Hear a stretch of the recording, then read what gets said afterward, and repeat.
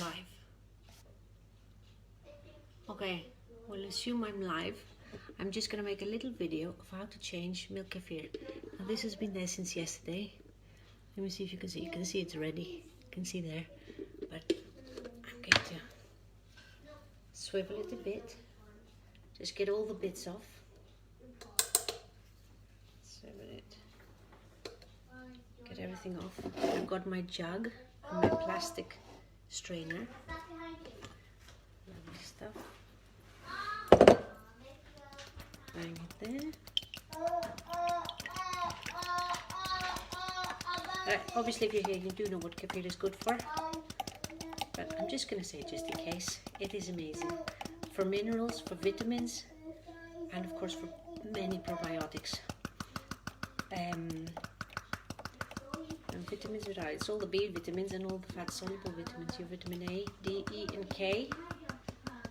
So it's been in our family for 3 years and it's still going strong. So you could just pour this into your jar, but I want to get all the goodness I can, so I'm going to put it back in here. Should I be looking right there?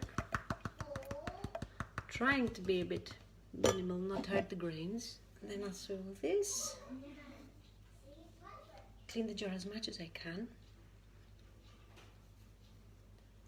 This is a lovely jar my friend Caroline gave me.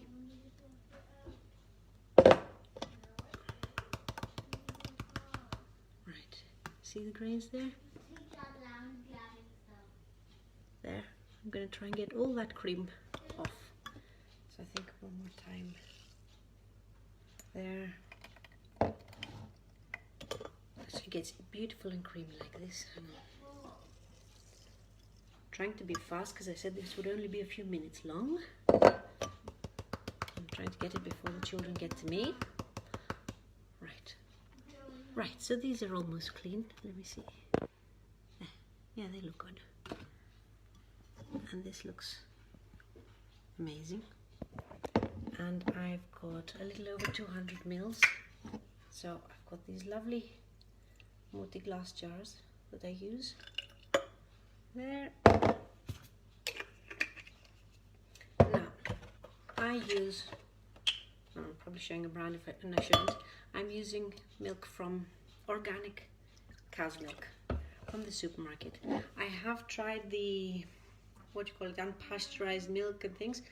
I didn't like the taste and it was too difficult for me to get the real straight from the cow kind of milk, so it's life's too difficult without having to add grades of difficulty. So I've just rinsed the grains. Actually, you could put them in there, leave them in a bit of milk, okay? Leave them like this. I'm going to rinse this so it's nice and clean. Now you can have a look at my doors.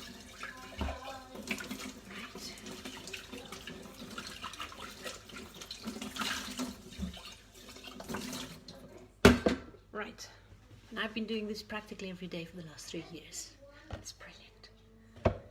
The hardest bit, I say, is remembering that you have to do it. Now it's, I do it. I know what I'm doing. But otherwise you have to put it somewhere where you'll remember it. So I've got the grains here and a bit of milk. About 6 grains. I'm going to pour them through my sieve that I cleaned first. Just so it starts all fresh, yeah?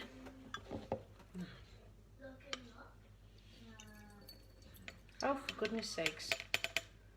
I wasn't supposed to do that. Throw that again.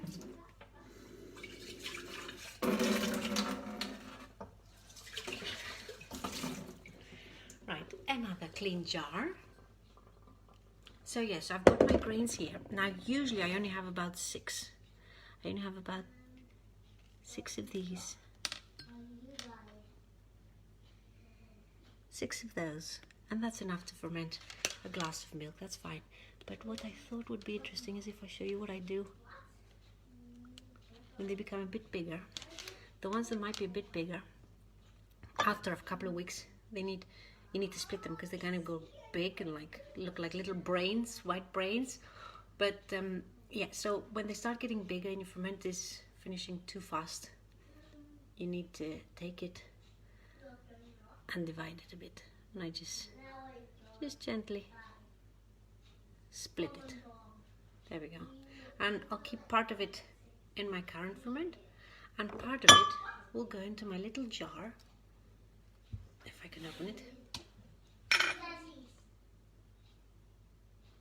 I'm going to take all this out and refresh the milk. This is parts of grains I've cut off, and I store them in the fridge, and every 2 weeks I give them fresh milk. So I've got my grains. I'm going to take my milk, 200 mils approximately. 200 mils into my kefir maker.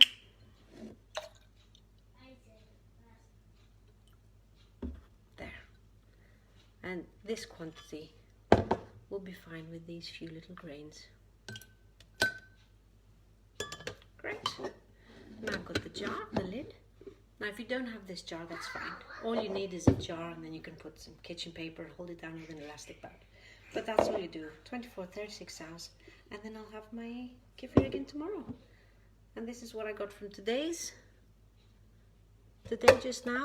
This is something I've had in the fridge for the last few days, but I'm going to shake it up and it will be fine. And in fact, I'm going to actually make a smoothie just now. This is yesterday's. So I just make small quantities, and then we make a smoothie or a chia pudding every so often.